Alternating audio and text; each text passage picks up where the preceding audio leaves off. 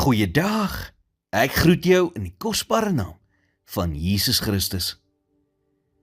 Paulus sê in Filippense 4 vers 6 en 7, Wees oor niks besorg nie, maar laat julle begeertes in alles deur gebed en smeking met danksegging bekend word by God. En die vrede van God, wat alle verstand te bowe gaan, sal julle harte en julle sinne bewaar in Christus Jesus. Hierdie gedeelte is seker die gedeelte wat die meeste aangehaal word vir diegene wat sukkel met bekommernis en angs. Daar is egter iets wat uitstaan in hierdie gedeelte.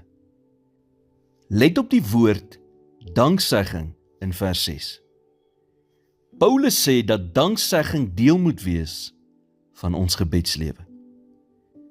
Dit laat 'n mens dink oor gebed en spesifiek oor hoe ons gewoonlik bid wanneer 'n mens bekommerd en angstig is.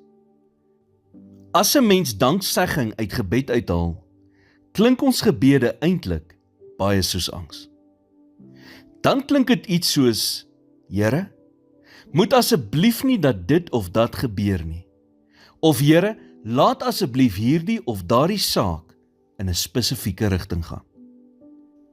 Dankbaarheid aan die ander kant klink iets soos, Here, dankie dat U my al soveel keer deur moeilike tye gehelp het.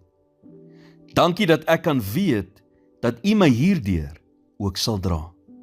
Dankie dat U weë altyd beter is, selfs al kan ek dit nie nou sien nie. Kan jy sien watter groot verskil dankbaarheid maak in selfs ons gebede? Navorsing wys dat die menslike brein nie gelyktydig op angs en dankbaarheid kan reageer nie. Dit is of die een of die ander een. So sonder dankbaarheid skiet 'n mens se angs die hoogtes in. Dankbaar